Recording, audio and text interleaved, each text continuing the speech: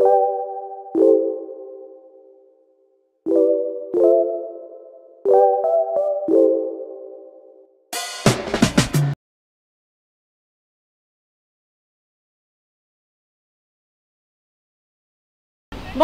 chers amis internautes, merci de nous suivre sur votre chaîne préférée du journal Le Devoir.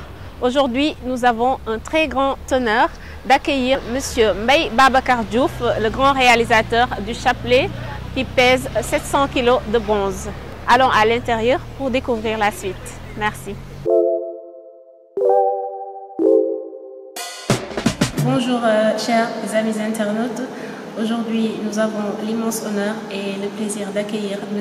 Mbaye Babacar Diouf, que l'on ne présente plus au public sénégalais.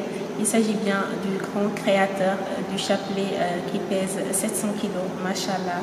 Je le laisse se présenter à nos internautes. Merci bien, je m'appelle Mbaye Babacar Diouf.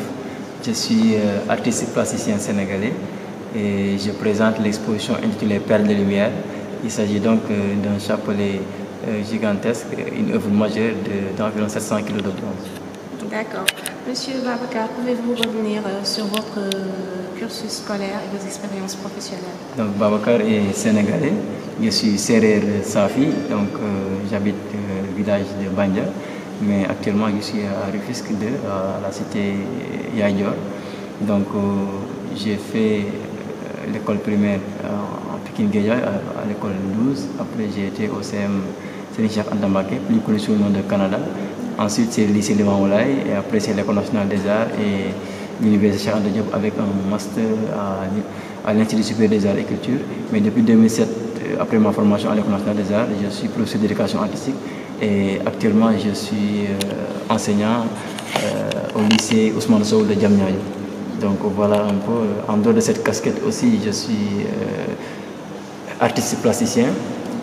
J'essaie quand même de travailler et j'expose parfois au Sénégal ou bien un peu partout à travers le monde, à travers des expositions collectives ou des invitations pour des expositions et avec des thématiques bien précises.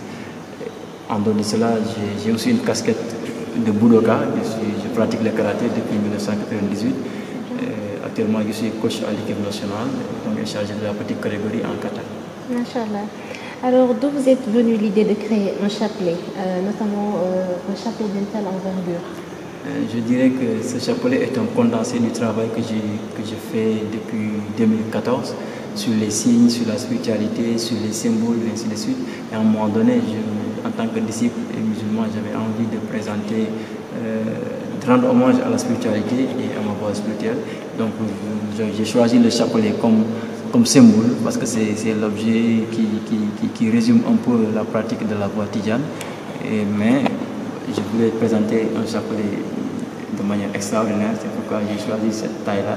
Donc chaque perle a presque la taille d'un ballon de foot avec 23 cm de diamètre, en essayant de respecter maintenant les différentes parties du chapelet tidjane.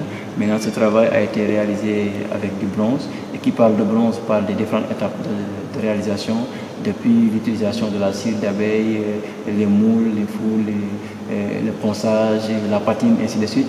Donc j'ai eu à travailler avec un fondeur pour pouvoir donc respecter les différentes parties du travail, et le travail de finition, de précision ont été déjà réalisés par moi-même. Donc il faudra voir aussi le côté économique d'une œuvre de cette dimension, parce que depuis le début de la réalisation de l'œuvre jusqu'à l'exposition, j'ai fait travailler une quinzaine de personnes sur ce projet, et aujourd'hui, alhamdoulilah, j'ose présenter ce projet devant le public sénégalais. Machallah, et pour dire, il est vraiment extraordinaire. Je vous félicite au passage pour cette merveille.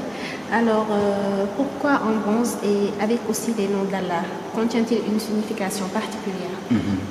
Pourquoi en bronze? Parce que depuis 2018, j'ai évolué dans le cadre de mon travail, parce que je faisais un travail pictural ou graphique. Mais après, je me suis dit pourquoi pas ne pas toucher la sculpture, surtout les trois dimensions de l'espace. Et donc, le bronze est une matière assez noble, très très résistante quand même, il faut le dire.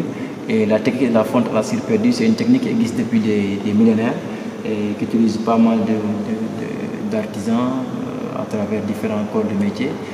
Et je me suis dit que le bronze pouvait me donner pas mal un résultat meilleur en fait par rapport à mon travail, parce que là je pourrais manipuler la cire d'abeille en termes de modelage, en termes de forme que je voulais avoir, mais au finish pour les travaux de finalisation, je peux avoir des traitements colorés différents sur le plan esthétique, ainsi de suite.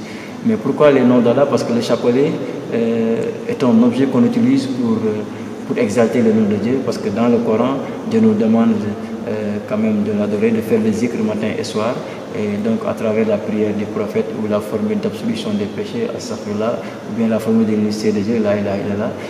Donc le chapelet c'est un objet qui renvoie à tout cela. Donc c'est un prétexte pour moi pour aborder la question de ce rapprochement-là que le musulman, que le disciple devrait avoir par rapport à son Seigneur, d'être en quête de cette voie spirituelle qui nous mène vers les stations spirituelles qui résume en fait la communion qu'on devrait avoir avec Dieu.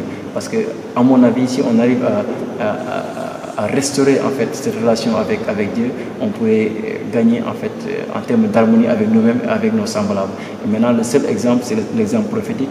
Dieu nous a envoyé le prophète paix salut sur lui en guise d'exemple, en guise de modèle, pour qu'on puisse suivre ses pas, respecter son enseignement. Maintenant, il va de soi qu'il faut, pour nous soufis, en maître spirituel, pour pouvoir nous guider dans cette voie, parce qu'il ne s'agit pas seulement du corps, parce que le corps est la matière, mais c'est le corps qui abrite le cœur, qui abrite l'âme, qui abrite l'esprit. Et chaque élément ici que je viens de citer a besoin d'une nourriture.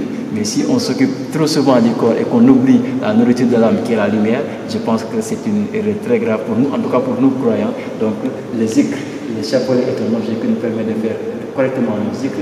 Donc le chapelet renvoie à cette dimension spirituelle de la religion musulmane, à ces pratiques quotidiennes et permanentes du suffisme.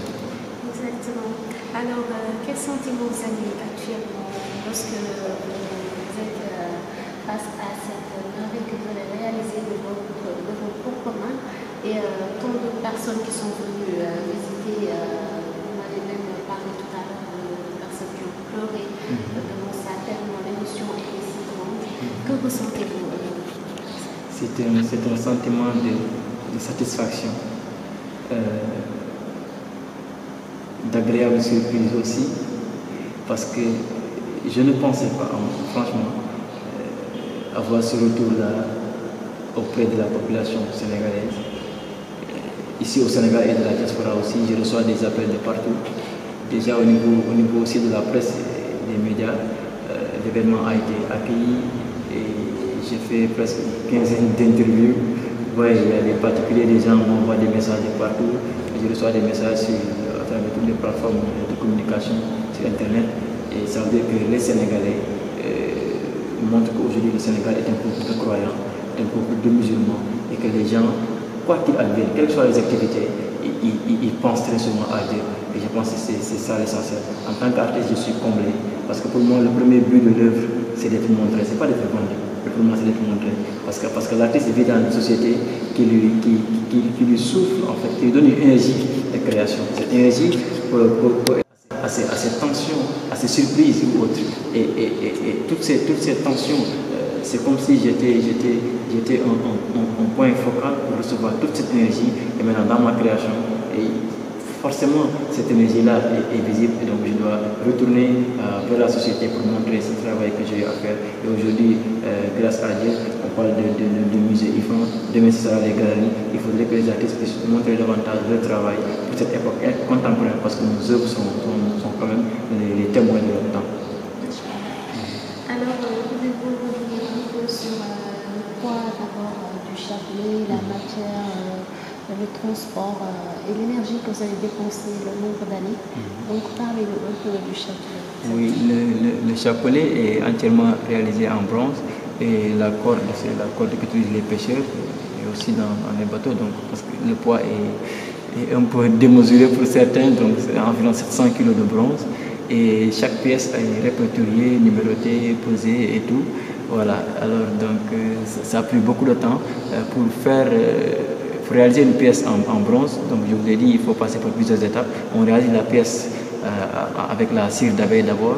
Donc il faut mouler cette pièce, mettre dans un four, donc mettre le feu, laisser comment dirais-je, la cire s'évaporer à travers la fumée. Et après cela, donc, il faudra faire fondre le bronze, qu'il faut acheter aussi. donc couler le bronze dans cette pièce qui est déjà vide à l'intérieur. Donc c'est la technique de fonte à la cire perdue, parce qu'après on perd la cire. Et après maintenant, il faudra passer par le travail de finition, de ponçage et autres, et aussi de patine à travers l'oxydation par l'acide. Donc tout ce travail-là demande beaucoup de matière, demande beaucoup de sueur, demande beaucoup de patience, de passion et de surprise aussi.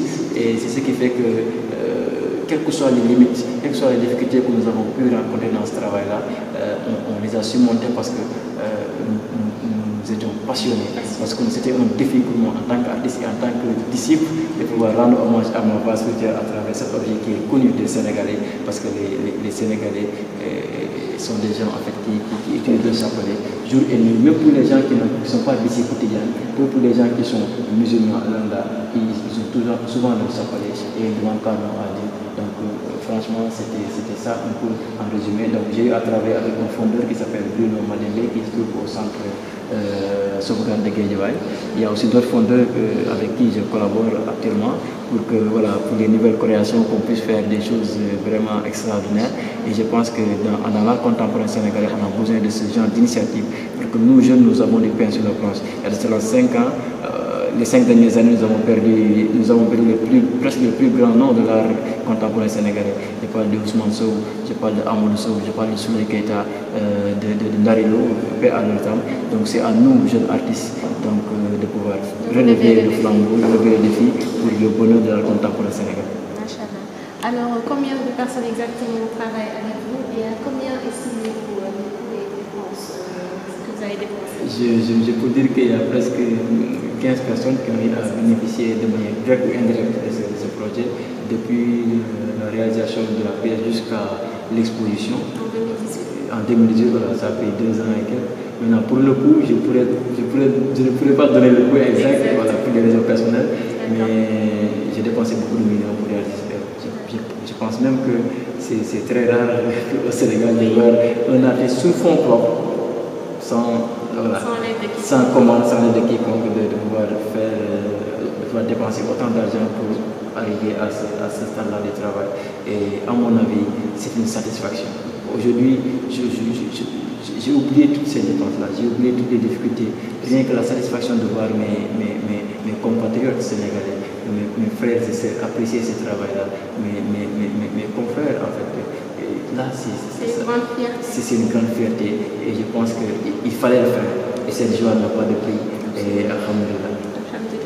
Alors, quelle est la destination finale du chapelet, monsieur Diouf? Pour moi, la première destination déjà, c'était d'être exposé ici au Sénégal, d'être montré ici au Sénégal pour que le peuple sénégalais puisse apprécier ce travail-là. Et pour moi aussi, en tant qu'artiste, pour que je puisse marquer le pas, que les gens puissent savoir que Babacar, actuellement, il est à ce niveau. Et on va essayer de voir est-ce qu'il a progressé ou pas, ça c'est autre chose. Mais c'est ma dernière grande réalisation, une œuvre majeure hors série. Maintenant, après, pour que je puisse voir autre chose. Maintenant, est-ce que la pièce va rester au Sénégal ou non? Même, moi, je souhaiterais que cette pièce reste au Sénégal, soit chez un privé ou bien